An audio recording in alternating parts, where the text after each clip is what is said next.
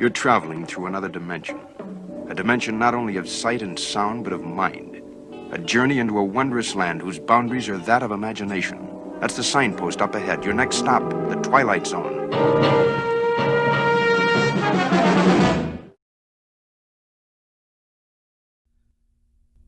Offered for your approval, one Donald J. Trump, famous for bad hair, orange skin, small hands, ties that are too long, and feet with bone spurs. Donald counts among his many careers building big buildings, owning big gambling casinos, hosting big-time wrestling events, and owning big beauty pageants. He can also count 3 marriages, 2 divorces, 5 children, and 6 big corporate bankruptcies.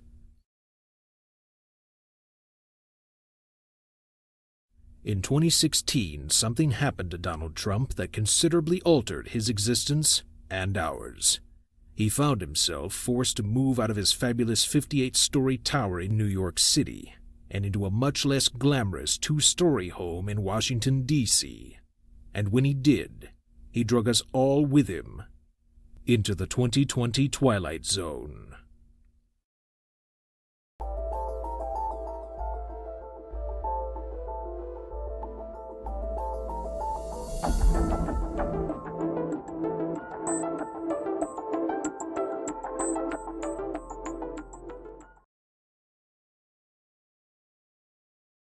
In that direction, the cat said, waving its right paw round, lives a hatter.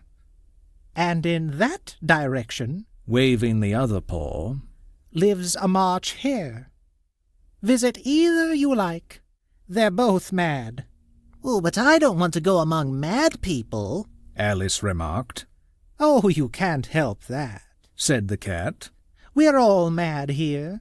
I'm mad, you're mad. How do you know I'm mad? Said Alice.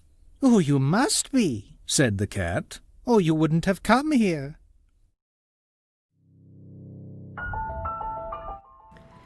Yes, Alice certainly encountered a strange collection of characters and had many strange experiences in her visit to Wonderland. It was like experiencing an alternate universe. You might say she entered a 19th century version of the Twilight Zone. This montage shows some of the characters described in Lewis Carroll's 1865 Alice in Wonderland book, as envisioned by artist Sir John Tenniel, who made the illustrations for the first editions of the book. In this first episode of a series I am calling the 2020 Twilight Zone, we won't be meeting Carroll and Tenniel's Wonderland characters like the Duchess here. But we will meet some equally strange characters and learn about and explore some equally strange goings-on in this alternate universe. Here is where we're going to start our exploration. In case you've not heard of it yet, the Lincoln Project is an American political action committee formed in late 2019 by several prominent current and former Republicans, including George Conway, husband of senior Trump advisor Kellyanne Conway. The goal of the committee is to prevent the re-election of Donald Trump in the 2020 presidential election and defeat his supporters in the United States Senate. In April 2020, the committee announced their endorsement of presumptive Democratic presidential nominee Joe Biden. The primary method used by the Lincoln Project to accomplish its aims is short video ads. One website describes the ads this way. The Lincoln Project has vaulted into the center of this presidential election through a barrage of the best campaign ads in the 2020 race. This is how it starts, an ominous male voice intones as one spot opens with a black and white picture of the White House. The voice warns of a president out of control, a rogue attorney general, and shadowy men who snatch so-called enemies of the state off the street. Images of a frightening and frightened-looking President Donald Trump fade into images of federal troops, faceless enforcers, arresting or beating peaceful demonstrators. This is how freedom dies, says the narrator, urging Americans to register to vote in November. Because if we don't, we know how it ends. The closing image fades to a phalanx of police in riot gear. Another ad features a gentler-sounding female narrator. "Something's wrong with Donald Trump," she says. "He's shaky, weak, trouble speaking, trouble walking."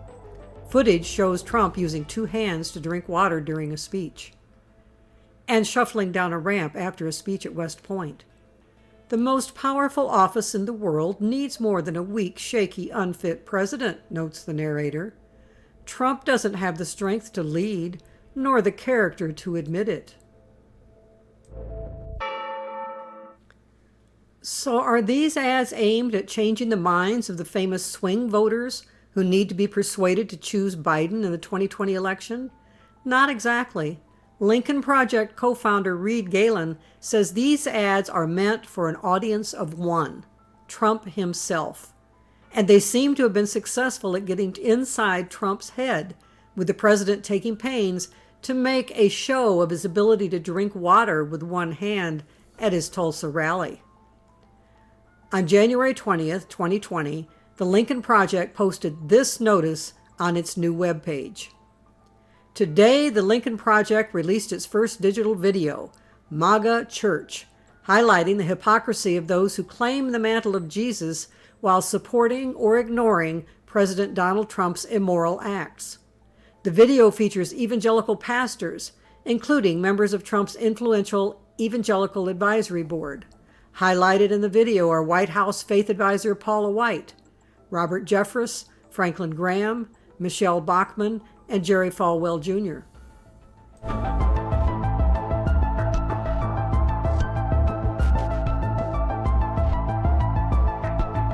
We're going to take a look at this short little video in a few minutes. Many viewing this first episode of the 2020 Twilight Zone video series may have already seen this Lincoln Project ad on the internet. Maybe that includes you.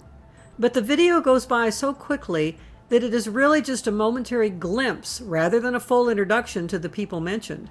And although many viewers may vaguely recognize having seen some of the faces before, I am willing to bet that most know little or nothing about who each one really is, what their background is, how they fit in the current political scene, and why the viewer should care.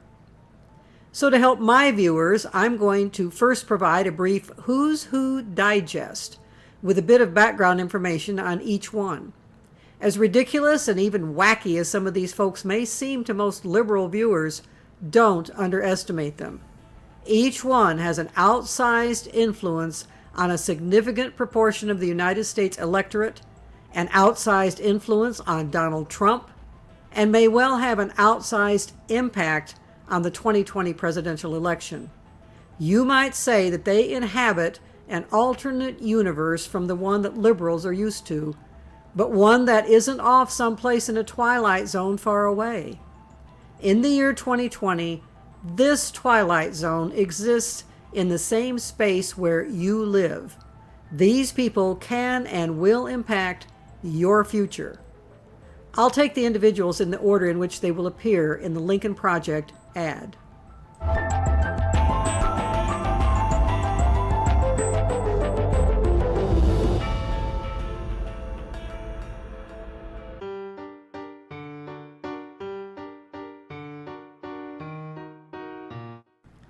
This is Robert Jeffress, one of Donald Trump's most rabid supporters in the Protestant evangelical Christian world. Robert is the powerfully influential American Southern Baptist pastor of the oldest megachurch in America, a Dallas congregation with a membership of 16,000. And he has a TV program that broadcasts his sermons on 1,200 stations in the U.S. and 28 other countries. And he appears regularly as a guest and commentator on the Fox network. Jeffress promoted Trump as a candidate even before the 2016 primaries got started, while more traditional Republican candidates like Cruz and Rubio were still being supported by most Christian leaders. And he was found on the campaign trail with Trump from then on right up to the election. Jeffress stuck like glue to Trump throughout the campaign and has continued to do so right up to today.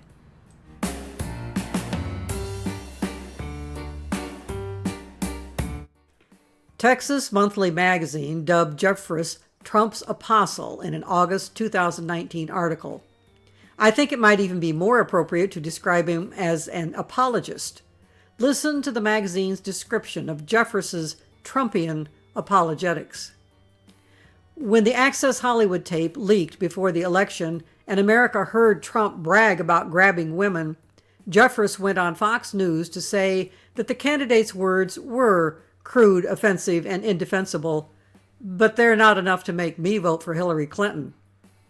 After the president said there were some very fine people on both sides of the deadly clash between white nationalists and counter-protesters in Charlottesville, Virginia, Jeffress appeared on the Christian Broadcasting Network to say that Democrats were falsely painting Trump as a racist.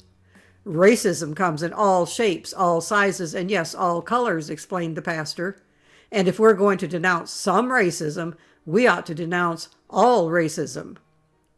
When the adult film actress Stormy Daniels announced that she'd had a sexual encounter with Trump and was paid to keep quiet before the election, Jeffress explained in a Fox News debate with Juan Williams that evangelicals knew they weren't voting for an altar boy. Jeffress defended Trump when the president referred to a kneeling NFL player as a son of a bitch. He justified the administration's separating children from their parents at the border. When Trump questioned why America would accept immigrants from shithole countries, Jeffress responded this way: apart from the vocabulary attributed to him, President Trump is right on target in his sentiment. You may have seen photos of Jeffress's Dallas church in news articles in June 2020. Vice President Pence made a visit to it as the pandemic was hitting Dallas harder and harder, and gave a message to the congregation at what they called a Celebration of Freedom service. He was standing in front of the large Baptist choir, all joyfully maskless.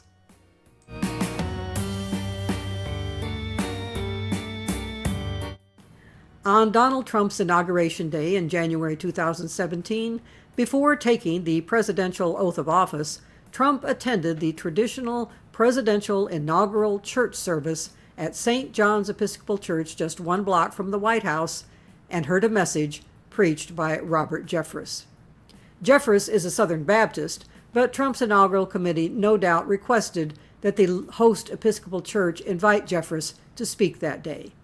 Jeffress's talk included these comments. When I think of you, President-elect Trump, I am reminded of another great leader God chose thousands of years ago in Israel. The nation had been in bondage for decades, the infrastructure of the country was in shambles, and God raised up a powerful leader to restore the nation. And the man God chose was neither a politician nor a priest. Instead, God chose a builder whose name was Nehemiah. And the first step of rebuilding the nation was the building of a great wall.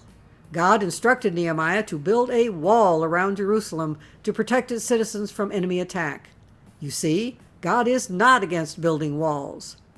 And the Old Testament book of Nehemiah records how Nehemiah completed that massive project in record time, just 52 days. Mr. President-elect, I don't believe we have ever had a president with as many natural gifts as you. As you know, the reason I endorsed you within weeks of your announcement that you were running was because I believed that you were the only candidate who possessed the leadership skills necessary to reverse the downward trajectory of our nation. And beginning with Vice President-elect Pence, a great and godly man, you've assembled an unbelievably talented group of advisors around you. Perhaps the name of the church sounds oddly familiar to you. That would be because it was in the news a lot in mid-2020. Yes, this is the same St. John's Episcopal Church across from the White House that Trump appropriated for his now infamous Bible photo op. That was the incident where peaceful protesters were gassed and attacked to clear them out of Lafayette Park, an area Trump had to walk through to get to the church. Here's a map of the area. That's St. John's Church at the top with a red arrow. The White House is at the center of the bottom of the screen, and you can see the park area between the two.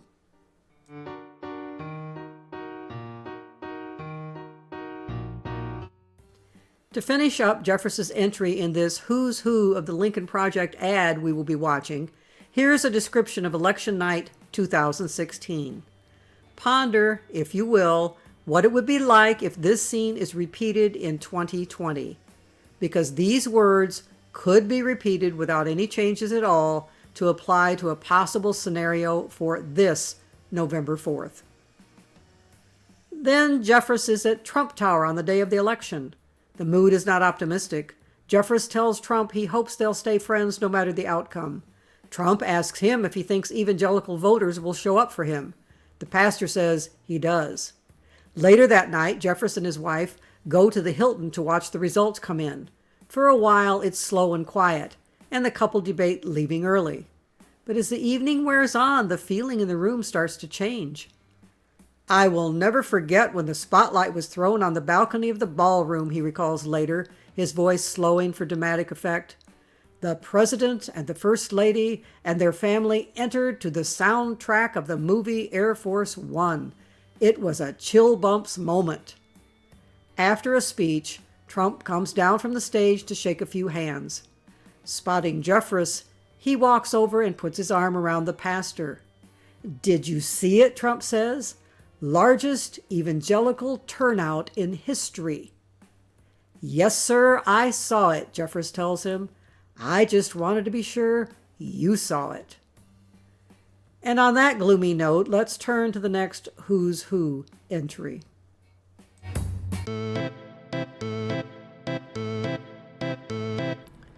This is Pastor Paula White. Paula holds the title of Apostolic Head of New Destiny Christian Center, a Florida megachurch in a small city near Orlando, with a predominantly African-American congregation. She's long had her own TV show, Paula White Today, airing on a number of cable networks, particularly BET, Black Entertainment Television. Paula is, to put it kindly, a con woman televangelist who has long peddled the prosperity gospel. You know, the good news that God will send prosperity to you if you send money to her. Here's a screen capture from one of Paula's many sow a seed pitches that regularly appear on her program.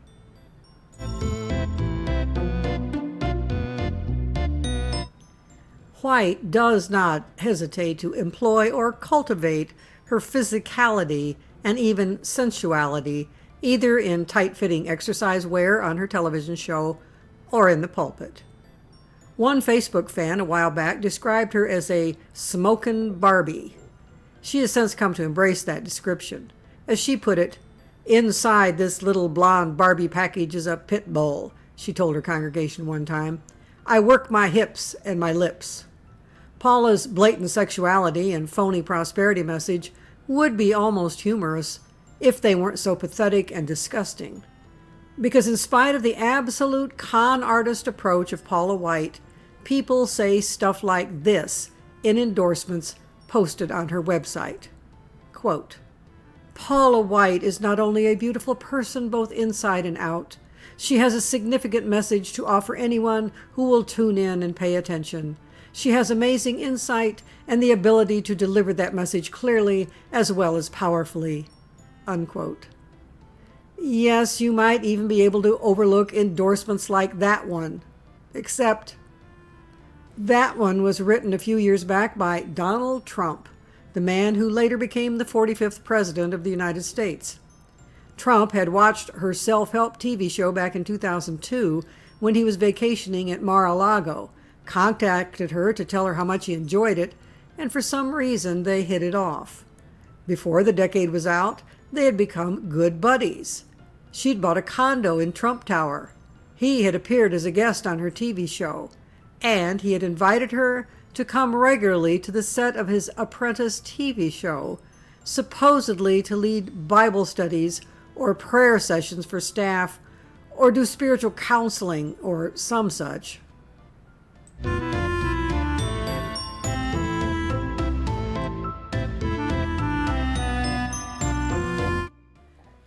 These days, Paula is no longer busy much with her TV show or preaching at her church. From the beginning of his campaign in 2015, Trump began referring to her as his primary spiritual advisor. And this spiritual advisor thing was not just a token title. As an article in Time magazine put it on September 14, 2016, Donald Trump's son Eric was glowing when he sat down at a Cleveland restaurant next to Orlando pastor Paula White. "Your prayer did it, Paula," Eric told her. The younger Trump's teleprompter had broken the night before as he prepared to address the Republican National Convention. "I thought I was going to have to wing 15 minutes to them all," he said. "You prayed and the prompter went back on." After she saw Eric, she went to her room in the Trump campaign's Cleveland hotel, where she spent the next 4 hours praying for Donald Trump as he prepared for his primetime convention address. Then, at the candidate's invitation, she met the Republican nominee, his wife Melania, and 10-year-old son Barron for another circle of prayer in their room. That evening, July 21, 2016, White rode in Trump's car with his family to the arena.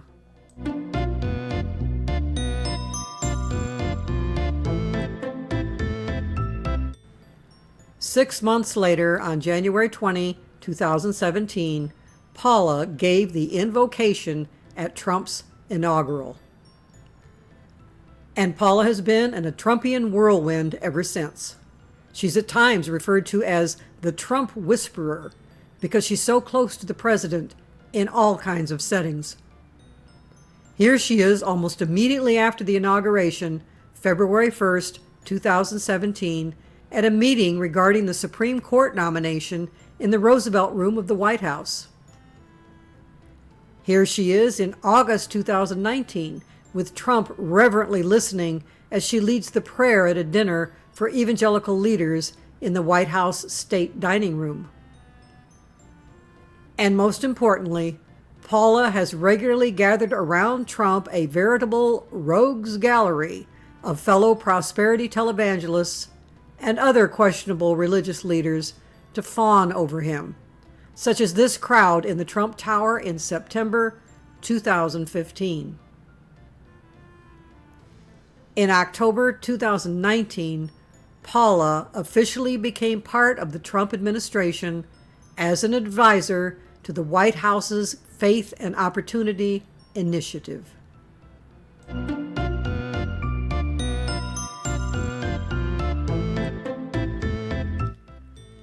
Moving on from Paula the Trump Whisperer, let me introduce Michelle Bachmann.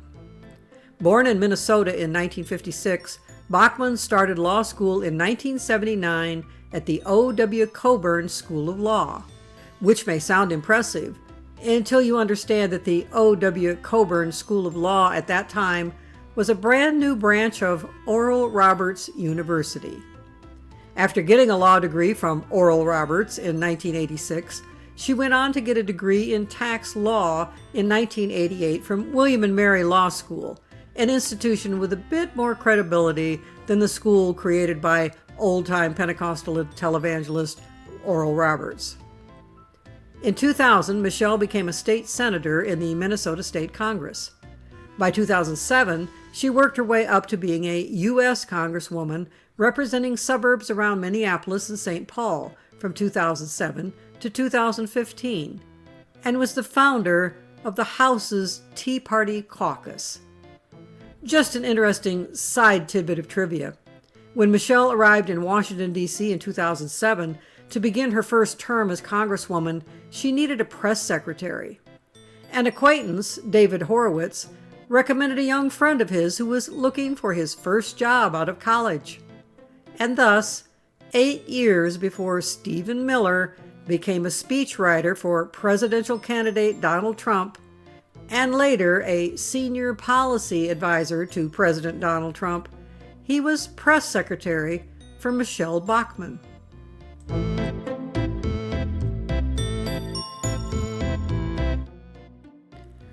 While in law school at Oral Roberts University, Michelle Bachmann worked as a research assistant to John Eidsmoe, a law professor who was then working on his forthcoming book to be titled Christianity and the Constitution. Eidsmoe's book argues that the U.S. was founded as a Christian theocracy and should become one again.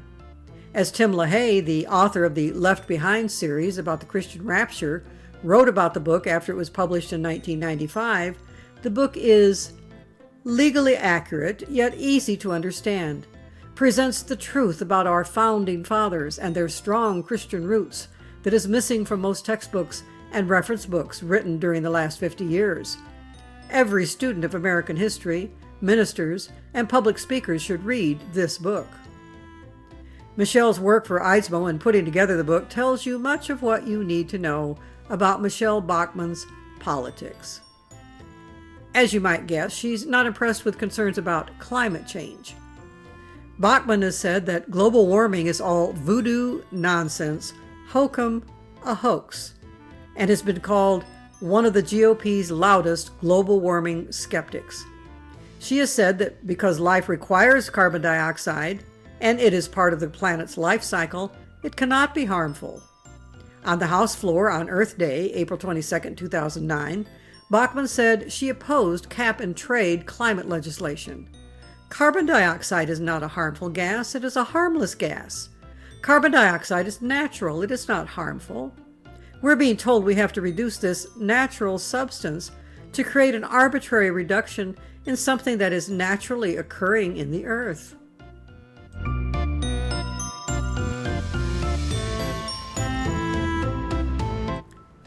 In 2011, Bachmann made a serious attempt to run for the GOP nomination for the 2012 presidential election. She made a good start for a few months, and even such liberal news outlets as Rolling Stone did indeed take her as a serious contender. But when she came in sixth in the January Minnesota GOP caucuses, she gave up the effort and went back to running for re-election to her seat in the U.S. Congress. Since leaving Congress in 2015, she has been a regular fixture in conservative circles. In June 2016, presidential contender Donald Trump tapped her for his new Evangelical Advisory Executive Board to help him connect with potential evangelical voters. There, she joined such well-known conservative evangelical leaders as James Dobson, Jerry Falwell Jr., and Kenneth Copeland. Trump said of them in a statement about the board, "I have such tremendous respect and admiration for this group, and I look forward to continuing to talk about the issues important to evangelicals and all Americans, and the common sense solutions I will implement when I am president."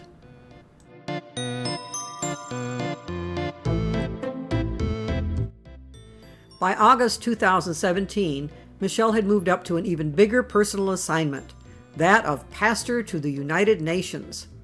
Well, not exactly a pastor appointed by the United Nations.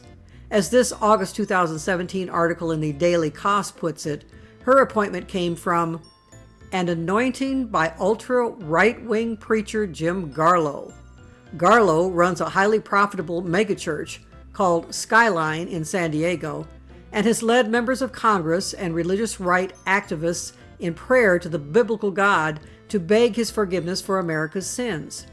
The most recent entreaty was begging God Almighty to hold off destroying America because gays can legally marry the person they love. Last week, during his Sunday sermon leading up to a world-shaking announcement, Garlow asked the assembly, "What if you wanted to disciple all nations and you wanted to reach the whole world?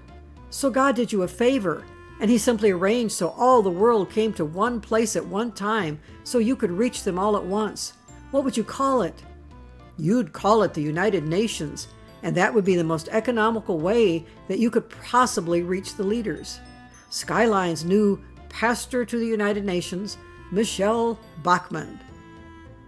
Then there was a wild applause.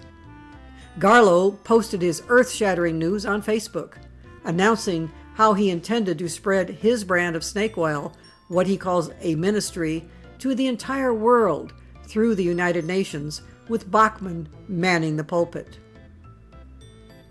At the time, Bachmann was quoted as saying the UN was, quote, "man's attempt at a one-world order that only brings about chaos, confusion, deception, delusion, pain." And that's where, rather than cursing the darkness, Skyline Church is about to light a candle.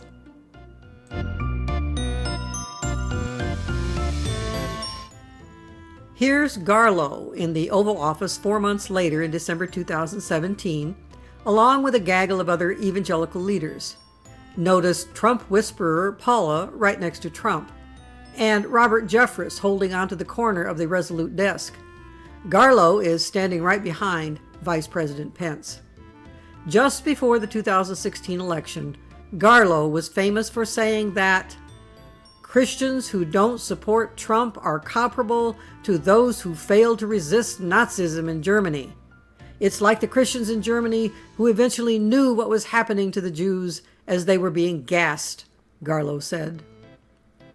Here's Michelle with Pastor Garlow and wife in August 2018, posing with UN Ambassador Nikki Haley, who is enthusiastically tweeting about their UN proselyting efforts.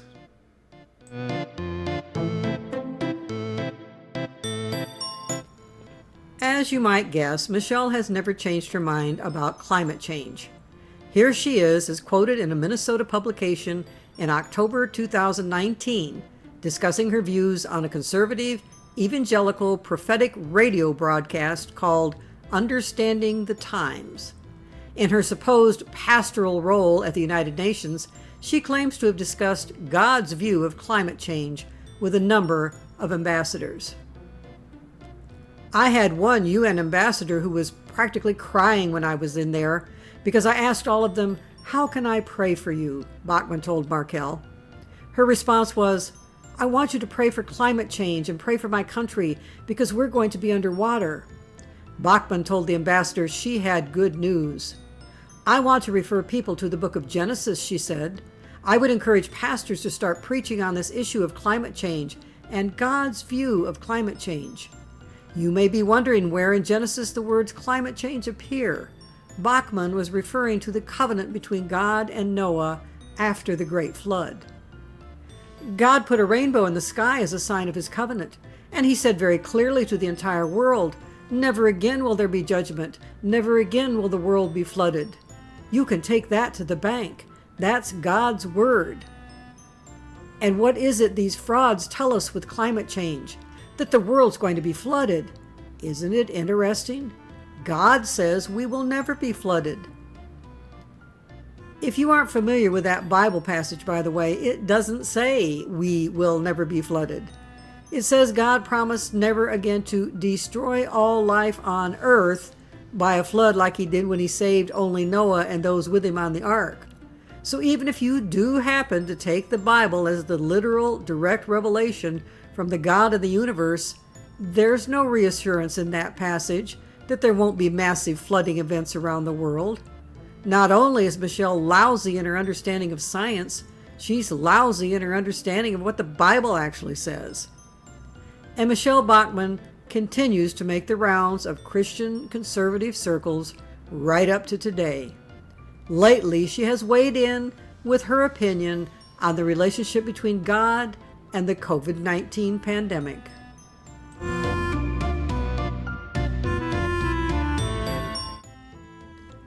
Former Minnesota Congresswoman Michelle Bachmann, who once said Donald Trump was the most biblical president she'd ever seen, is very upset with the administration's peace plan with the Middle East. In fact, she believed the COVID-19 crisis is divine punishment for putting too much pressure on Israel. She made the comments on Jan Markell's Understanding the Times radio show on Sunday. On January 28, 2020, a plan was revealed that envisioned a dividing of the covenant land and a division of Jerusalem, she said. Since that time, we've seen nothing but distress. The Bible speaks of that in Zechariah. Anyone who burdens themselves with a division of Jerusalem will be cut themselves upon a rock. Nations will be destroyed, Isaiah 60 says, if they do not follow the word of God. Messiah will judge nations, Psalm 2:12 says. It's very clear. That's why this warning was given to various high officials prior to the release of this plan. Now warnings are given again that perhaps this distress could be removed from our nation if we would withdraw the maps in this plan that envisioned the division of the biblical land and the division of Jerusalem.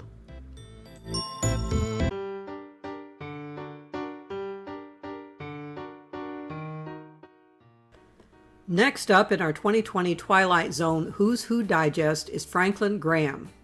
Franklin is the fourth child and oldest son of world-famous evangelist Billy Graham.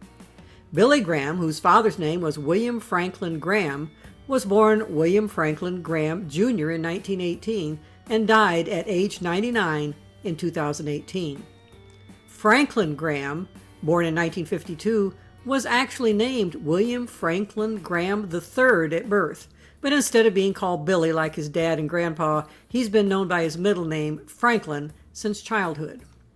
Here is Franklin at age 14 in 1966 with Dad Billy and younger brother Ned in a photo op with Walt Disney.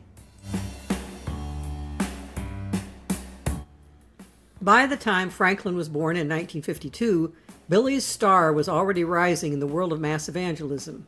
He had gotten his big break in Los Angeles in 1949. He held a tent revival there that was supposed to last 3 weeks. The tent could hold 3,000 people. In the middle of that period, famous publisher William Randolph Hearst got wind that some Hollywood celebrities were attending the meetings and decided it would make a good news story.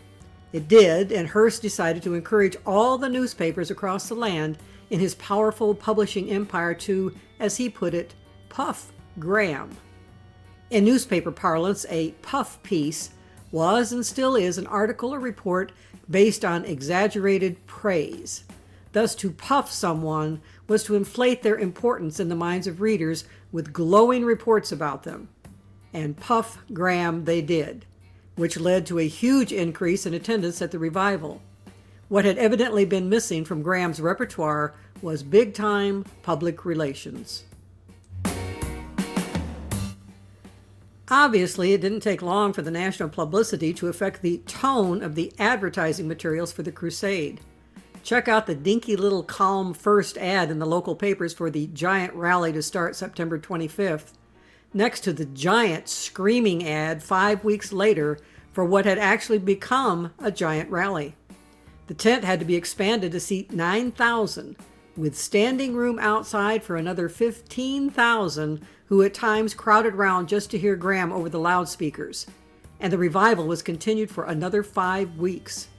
In a few days, Time magazine picked up the story, then Life magazine, and the story even reached audiences in Europe and Asia. Not because there was anything particularly unusual about Billy's message about sin and salvation, or even his style of delivery. There wasn't. He was just a standard Southern Baptist preacher. His revival became international news because William Randolph Hearst and his papers said it was news. By the end of the 8 weeks, a total of 350,000 had attended, and Billy was launched on a lifelong career as an international Christian superstar.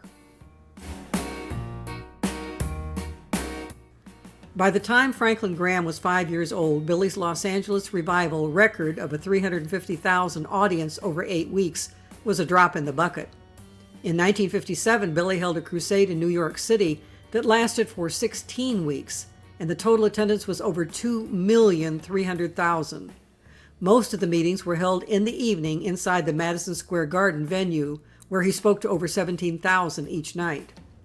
A single additional service held at the Yankee Stadium in the daytime in July in record-breaking 90-plus degree heat was attended by 100,000 people, the largest crowd in the stadium's history. Billy finished up the crusade on September 11th outside Madison Square Garden with a rally in Times Square that was jammed with an estimated 125,000 people. During 14 of the Saturday nights during the crusade, the proceedings were telecast coast to coast on ABC TV, with an estimated 96 million people having viewed one or more of the broadcasts by the end of the series. Obviously, those celebrity Christian shoes were pretty big for Franklin Graham to look forward to filling. Franklin Graham began conducting events for his dad's Billy Graham Evangelistic Association in 1989. But long before that, he became involved at age 21 in a charity organization known as Samaritan's Purse, which met emergency needs in crisis areas around the world. When the founder died in 1978, Franklin took over as president of that organization. By the early 1990s, Franklin had become much more involved with Billy's Evangelistic Association, which I would assume gave his father pleasure. And by 1996, Franklin himself had made the cover of Time magazine, although only because he was the son of Billy Graham and involved in supporting Billy, not because of any particularly amazing things he had done on his own. In the year 2000, Franklin took over as CEO of the Billy Graham Evangelistic Association from his aging dad. He also continued on as CEO of Samaritan's Purse. Samaritan's Purse had an annual income of over $400 million and pays Franklin over $600,000 in salary. The Billy Graham Evangelistic Association brings in over $110 million and pays Franklin a salary of over $200,000. But I'm going to stick my neck out and make a bet on something. I'm going to bet that most average Americans, not deeply involved in the Christian evangelical world, were totally unaware in the year 2015 that Franklin Graham even existed. Most had probably forgotten or never even heard of Billy Graham. There was a time when 90 million people in the general public could be attracted to watch his vigorous and dynamic preaching on TV. But by the mid-1990s and on into the 2000s, that time was long past. He was one of those grand old men that important people make pilgrimages to visit, as you see here with Barack Obama, chatting with him at his mountain home in North Carolina in 2010. But the institution of the Billy Graham Evangelistic Association was still around and still influential in a much smaller circle among evangelical churches. It promoted evangelism in general and also became involved in disaster response around the world. With Billy's health in decline, particularly in his final 2 decades, what influence it had was actually being wielded by Franklin Graham. And even then, it was mostly influence in Christian circles. Franklin Graham was definitely not a household name in the way his dad had been. He seemed to have faded pretty much from view.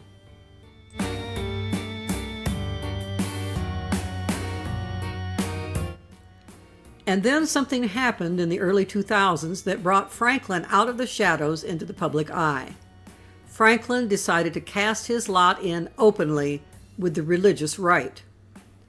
Billy Graham had met with 12 U.S. presidents and dozens of other world leaders from every political orientation, from communists to monarchists throughout his long career. Burned by getting too close to Richard Nixon before Nixon's ignominious downfall, Billy backed away from any open endorsements in politics. But Franklin evidently didn't learn from that example. As Billy's health and mental faculties deteriorated greatly in his final decade, Franklin began using Billy's name and ministry to hitch his wagon to the Tea Party star. This became painfully obvious at a 2013 party Franklin gave for his dad's 95th birthday. Pictured here are just some of the notable guests at that celebration, including Donald Trump, Sarah Palin, Rupert Murdoch, and Greta Van Susteren. Glenn Beck isn't in this picture, but he was also at the party. Did you notice that Donald Trump is in that photo standing right behind Greta Van Susteren, and this was in 2013, 2 years before he began his run for the presidency. This came as a real surprise to me, but it needn't to, if I'd read what Franklin Graham said clear back in 2011. In April 2011, Graham told ABC's This Week program that Donald Trump, who had recently declared an interest in the Republican nomination for the 2012 U.S. presidential race, was his preferred candidate. But Franklin was under my radar in 2011 and didn't come out in the open where I noticed him until Trump's campaign in 2015. And there were so many evangelicals swarming around Trump at the time in 2015, I still didn't even notice him much until January 2017.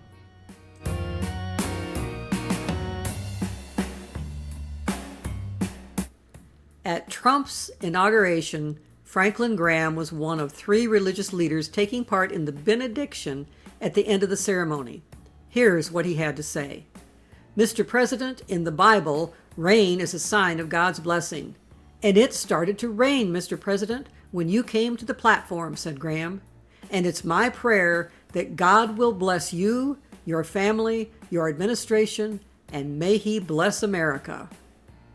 In fact, many religious publications made a big deal about the rain starting, insisting the timing was a literal miracle from God. Strangely enough, Trump himself didn't think so. He refused to admit it even rained. Describing the day, Trump said, "The rain should have scared them away, but God looked down and He said, 'We're not going to let it rain on your speech.' In fact, when I started, I said, 'Oh no.' First line, I got hit by a couple of drops, and I said, 'Oh, this is too bad, but we'll go right through it.' But the truth is that it stopped immediately. It was amazing. And then it became really sunny. And then I walked off and it poured right after I left." This is silly because, of course, photos taken right as he spoke showed people under umbrellas and ponchos. One photographer even captured former President George W. Bush struggling with his poncho right during the speech. If you'd ignored Franklin Graham before that day, you would have had a hard time doing so afterwards. He became and still remains a regular fixture in Trump world, a regular talking head spokesman and cheerleader for anything and everything Trump does and says, and a rabid critic of anyone criticizing anything Trump did and said.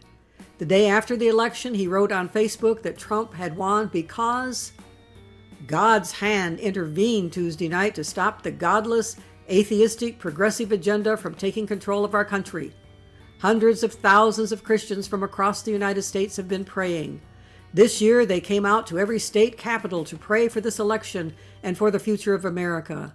Prayer groups were started. Families prayed. Churches prayed. Then Christians went to the polls, and God showed up. And Graham has shown up countless times since then to keep those Christians whipped into a fervor for Trump. In the fall of 2019, he embarked on a tour he dubbed Disillusioned America, a title with political and religious undertones. It was designed to shore up evangelical support for Trump as the impeachment furor built up in Washington. As one person in the audience where he spoke put it, "I do feel like we are, as Christians, the first line of defense for the president. The president is supporting our Christian principles and trying to do his best, even as everybody's against him."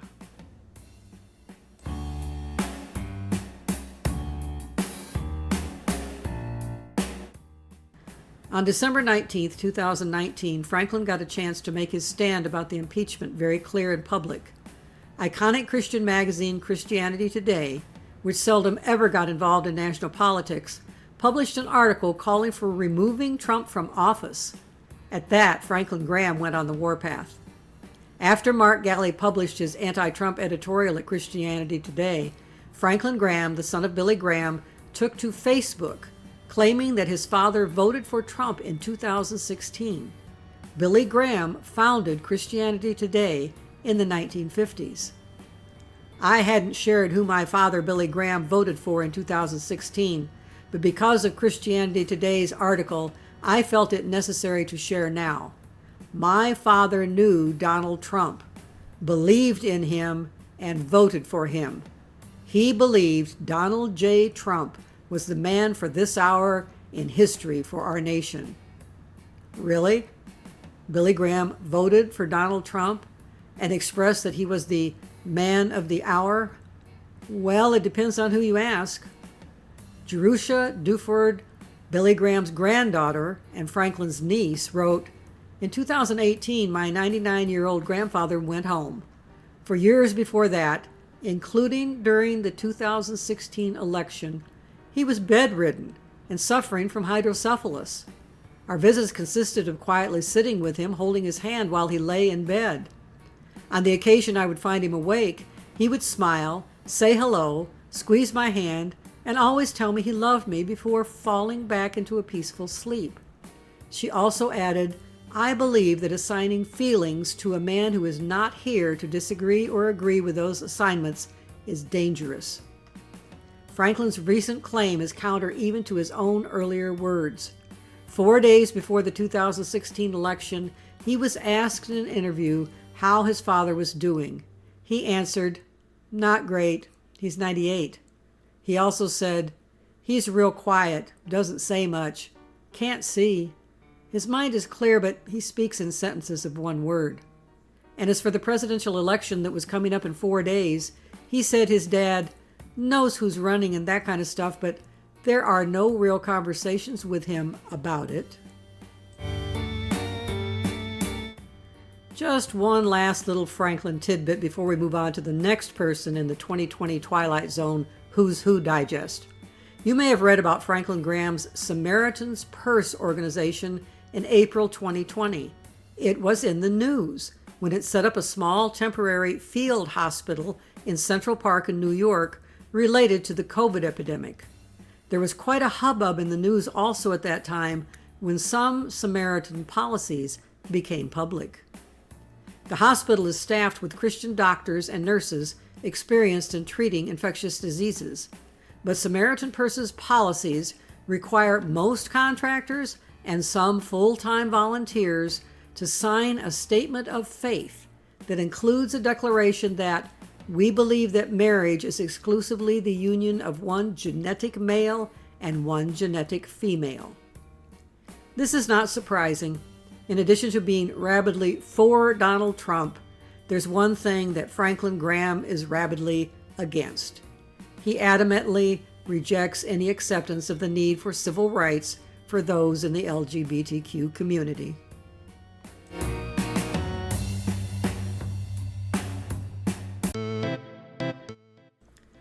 Franklin Graham is not the only son of a famous conservative evangelical preacher who is on Trump's bandwagon.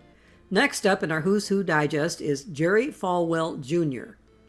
Jerry Falwell Jr. is the son of Jerry Falwell Sr. Jerry's daddy was born in 1933 and died in 2007 at the age of 73. He was an American Southern Baptist pastor, televangelist, and conservative activist whose national notoriety was at its peak in the 1980s. In 1956, at only 22 years old, Falwell Sr. founded the Thomas Road Baptist Church in Lynchburg, Virginia, starting out with only 35 members. It grew into a megachurch over the years, now with 24,000 members. Jerry Sr. was the pastor until his death in 2007. The church is now pastored by Falwell Sr.'s second son, Jonathan Falwell, who is now 53. In 1967, Jerry Sr. founded Lynchburg Christian Academy, now Liberty Christian Academy, specifically as a segregationist academy, connected with the Thomas Road Church. On his old-time gospel hour radio program in the mid-60s, Falwell regularly featured segregationist politicians like Lester Maddox and George Wallace. In 1958, he had this to say about the 1954 Brown v. Board of Education ruling. If Chief Justice Warren and his associates had known God's word and had desired to do the Lord's will, I am quite confident that the 1954 decision would never have been made. The facilities should be separate. When God has drawn a line of distinction, we should not attempt to cross that line.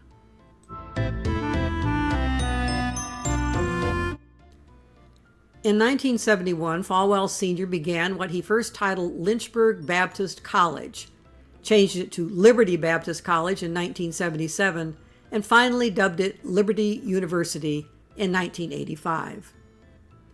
In Lynchburg, Virginia, hate-monger Jerry Falwell told his followers that AIDS is not just God's punishment for homosexuals. It is God's punishment for the society that tolerates homosexuals. Falwell founded Lynchburg Christian Academy, which later became Liberty Christian Academy in 1967 and Liberty University in 1971, and co-founded the Moral Majority in 1979, which was the beginning of the LGBT hate groups of the day. By 1975, the Internal Revenue Service moved to revoke the tax-exempt status of Bob Jones University, which forbade interracial dating. Blacks had been denied entry until 1971. The decisions infuriated Falwell. In some states, it's easier to open a massage parlor than to open a Christian school, Falwell complained. As you can imagine, being founded by the man who created the moral majority movement, policies for students at Falwell's educational institutions were, and still are, very strict on such things as clothing and behavior. Liberty University has a code of conduct known as the Liberty Way. Any student caught violating that way is at risk of disciplinary action. What kind of disciplinary action? It's based on a very elaborate point system and includes, in particular, lots of monetary fines. There are copious details about this discipline system in the student handbook. Violate the dress or hair code, have any personal contact beyond hand-holding, or indulge in horseplay, and you'll get 4 reprimands and a $10 fine. For using tobacco, gambling, or going to a dance, it's 6 reprimands and a $25 fine. Go to an R-rated movie or visit a student of the opposite sex alone off campus, and you'll get 12 reprimands and a $50 fine. An X or NC-rated movie or hanging out with anyone drinking will get you 18 reprimands and a $250 fine. Get involved with witchcraft or drinking alcohol, and you'll get 30 reprimands, a $500 fine, and may well be expelled. When Jerry Falwell Sr. died in 2007, his youngest son became pastor of his church, and his oldest son, named after him, became the head of Liberty University. Jr. vastly expanded the size and scope of the university until it is now one of the largest private online universities in the country. The school claims to have more than 100,000 students, including about 16,000 who study on its Lynchburg, Virginia campus. And the chapel has become a pilgrimage site for many politicians, particularly GOP presidential contenders hoping to woo Christian conservatives.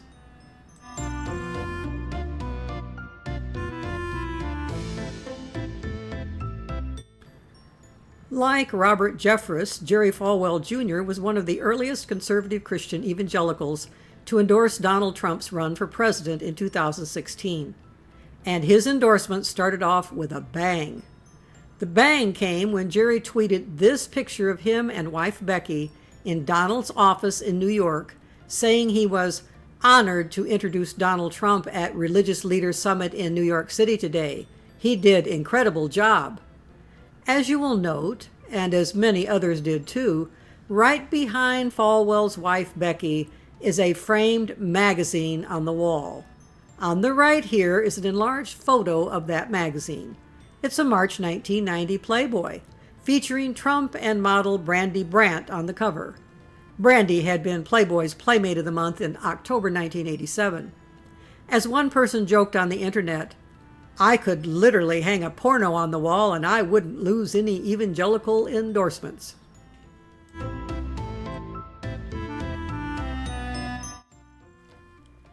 From 2016 right up through July 2020, Jerry Falwell Jr. was riding high in the conservative world. And then, on August 3rd, Jerry Jr. decided for some bizarre reason to post this candid snapshot to his Instagram account. It was taken sometime recently during a vacation on the family yacht, and the internet lit up like fireworks with news reports and Twitter posts and more about it. He removed it very quickly, but others had already taken screenshots of it, and it was speeding around the world. At first, he responded to requests for comments by explaining that the young woman was an aide to his wife, had her pants unzipped because she was pregnant and couldn't zip them up, and that he was joking around because his pants were too tight too, so he unzipped them and rolled up his shirt to make a gag photo. But wait, there's more to the story. Jerry had also posted a video, also taken down quickly, that gave context to the photo. And what the video shows is that Jerry and his wife's aide weren't just randomly dressed. They were taking part in a costume party. A party with a theme based on this Canadian TV series, popular on TV and now on the internet for many years. Trailer Park Boys focuses on the misadventures of a group of outrageous trailer park residents, some of whom are ex-convicts living in the fictional Sunnyvale Trailer Park in Dartmouth, Nova Scotia. Jerry and family and friends were dressed up and acting like the characters in the series. Jerry was cosplaying a character from the show named Julian, whose trademark look was a black t-shirt and a whiskey glass containing what he always called on the show black water. Some of his male friends were other male characters from the show. And some of his female friends and family, including his two daughters-in-law, Laura and Sarah, were dressed like some of the female characters. And in the video, all of these folks were sprawled around on the yacht in seductive and sleazy poses, fingering cigarettes and holding what, supposedly, were fake glasses of various kinds of booze. Because, see, one of the main points of the plots of the series was how much the characters smoked and drank and swore.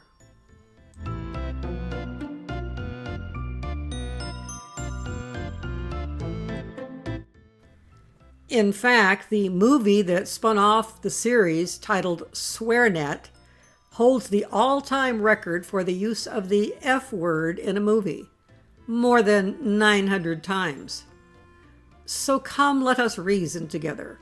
If all these folks on the yacht were prepared to imitate this show, it would seem they'd all been watching that show over a period of time, which means that the CEO of Liberty University and many of his family and friends were regularly breaking umpteen of the conduct rules of the Liberty Way.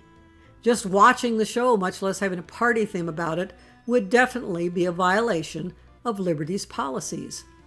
One former Liberty University student calculated that Falwell all alone would have earned $900 or more worth of fines just for that one afternoon.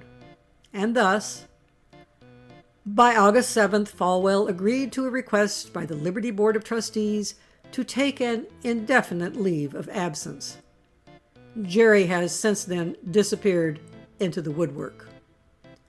Donald Trump has been silent up until now about his good buddy's woes.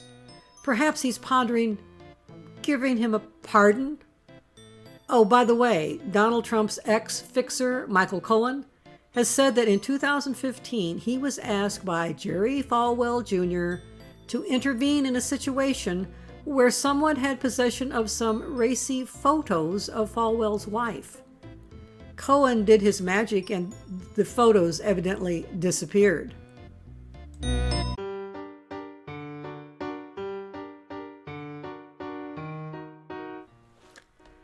And that brings us to our final entry in this brief Who's Who digest of talking heads in the Lincoln Project's MAGAChurch video ad.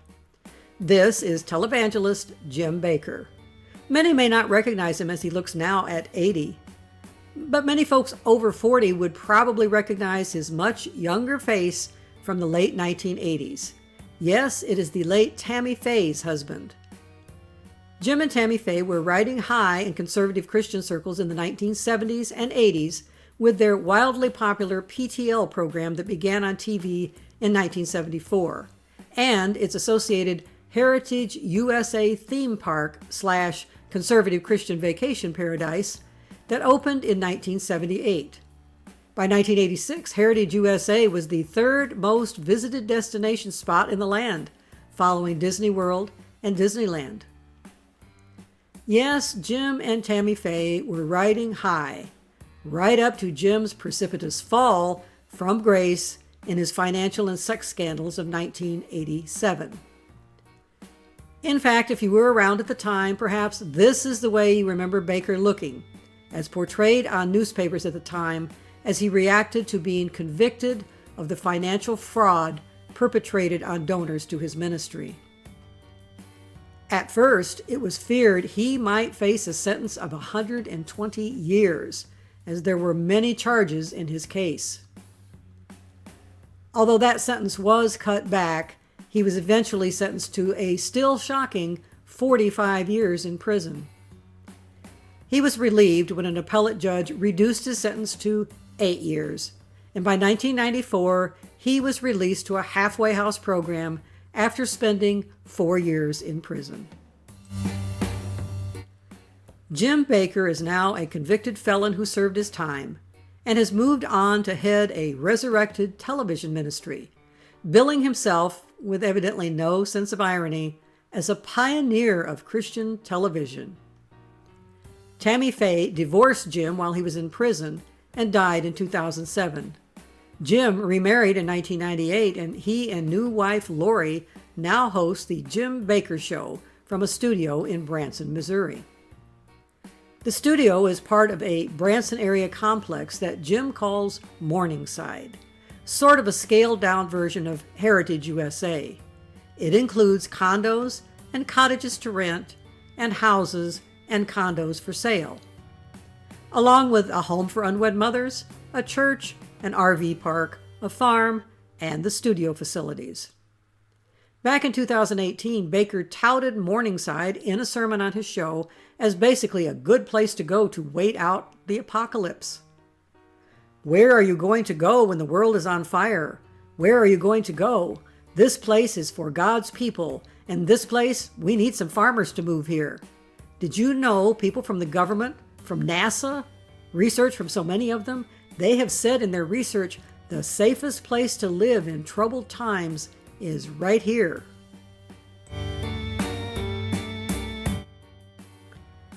Broadcasting from Morningside, the Jim Bakker Show specializes in giving a soapbox to every wannabe prophet peddling the latest astounding revelations.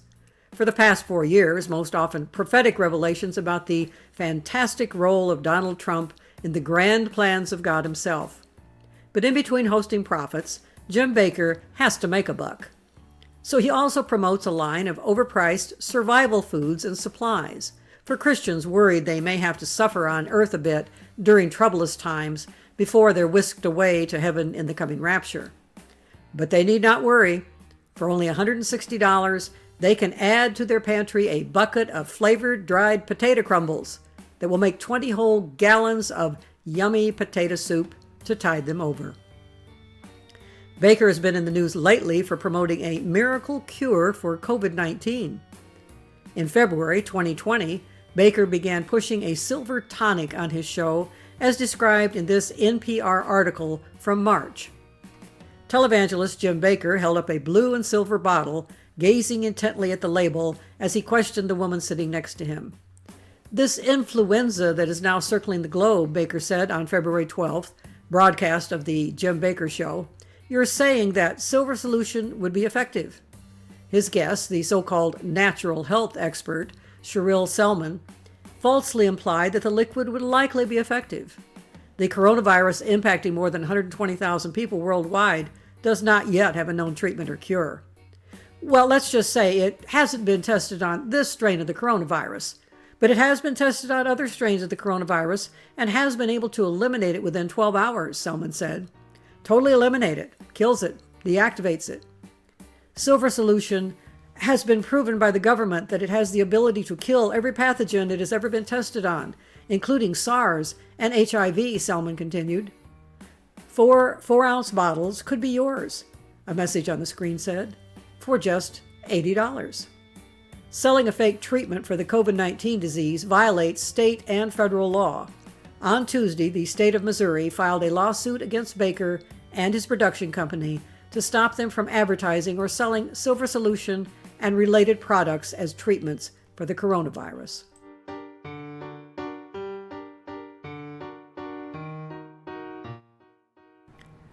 New York and Arkansas have also ordered him to cease and desist. By April, after credit card companies cut him off for the problem, he started begging his audience for offerings to fend off bankruptcy. But Bakker wasn't ready to roll over and give up. By May, he was fighting back. On Monday, May 4th, Bakker filed a motion to dismiss on the grounds of First Amendment and religious freedom. That filing included a declaration from one of Bakker's employees who said the TV pastor feels divinely inspired to bring the silver mixture to the masses. By July, authorities in California were also suing Bakker, and he wasn't making much headway in the courts in pleading that his religious freedom rights were being abused. But don't count Jim Bakker down and out just yet. Just like they say about cats, he seems to have 9 lives when it comes to making comebacks. And like Donald Trump claims for himself, Jim can pretty much count on most of his loyal supporters to not turn their backs on him no matter what he does. So, now that you know a bit more about each of these talking heads, let's join Robert and Paula and Jim and their comrades now in the biting ad by the Lincoln Project titled MAGAChurch.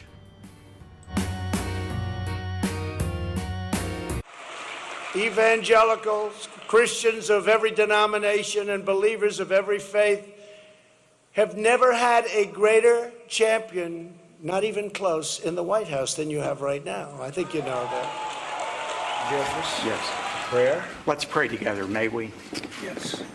Father, I come to you in the name of Jesus. Have you ever asked God for forgiveness? Why do I have to, repent? Why do I have to ask for forgiveness? Skillful and godly wisdom have entered into the heart of our president. You ask a lot of stupid questions. I have never seen a more biblical president than I have seen in Donald Trump. So right now, let every demonic network... You are the enemy of the people. Let it be broken. Let it be torn down in the name of Jesus. Here is the Republican platform. And if you don't support me, you're going to be so goddamn poor. If President Trump is not reelected, here is the Word of God. There is going to be a backlash against people of faith like we cannot imagine. Where do you stand? I could stand in the middle of Fifth Avenue and shoot somebody, and I wouldn't lose any voters, okay? I watch a man that comes out and fights for righteousness. I'd like to punch him in the face, I'll tell you. The Pope would have only wished and prayed. Thank you, sir, for uniting our nation and calling us to prayer. That Donald Trump would have been president. I think the Pope needs to seek Donald Trump's forgiveness. He's a pussy. I think God put him there. Get that son of a bitch off the field. Let the angel of the Lord encamp around about him. God raised up, I believe, Donald Trump. To say no to President Trump would be saying no to God. I don't bring God into that picture. I don't. Romans 13 does give President Trump moral authority to use whatever force necessary. I'm going to bomb the shit out of him. You need to send in 35,000. Including assassination. This book right here will tell you how to vote. I am confident that the Lord is at work here. Grab him by the pussy. He's had a change of heart. Ridiculous bullshit. If you do not write that P.O. box and you do not call that toll-free number, you're going to write your checks to Paula White Ministry. You will never see sustainment in your life, and your dream will die. Trump is a test. Whether you're even saved. I can act differently for different people. Somehow God put him in this position. And everybody said, amen. I am the chosen one. Somebody had to do it. This is a hoax. This is a terrible hoax perpetrated on our country.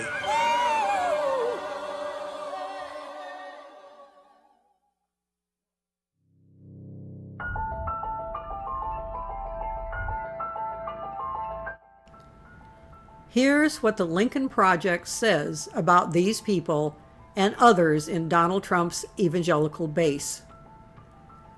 Donald Trump has hijacked the GOP, the conservative movement, and now, with the help of these charlatans, one of the largest faith communities in America, said Jennifer Horn of the Lincoln Project. It is clear that in exchange for power and money, these pastors have been tasked with recasting Trump's absurdities and moral failures as nothing short of prophetic divinity. President Trump's corruption and dishonesty destroys every person and institution he touches, Horn continued. But with faith leaders like these, who spin vices as virtues, the president believes he is exempt from the wages of sin as long as he delivers power to those evangelical leaders who so clearly crave it. Americans of faith deserve leaders who want to make the world in which we live a better place through their belief. Those evangelical leaders who lay their loyalty and faith on the altar of Donald Trump are betraying their congregants and their country. And don't underestimate that power of these people. Don't forget. Evangelical voters are one of the largest voter blocs in the country, representing 26% of the electorate in 2016. And current polls show 80% or more of them intend to vote for Trump again in 2020. In this episode of the 2020 Twilight Zone, we've looked at the MAGAChurch. In the next episode, we'll be investigating the Church of Q.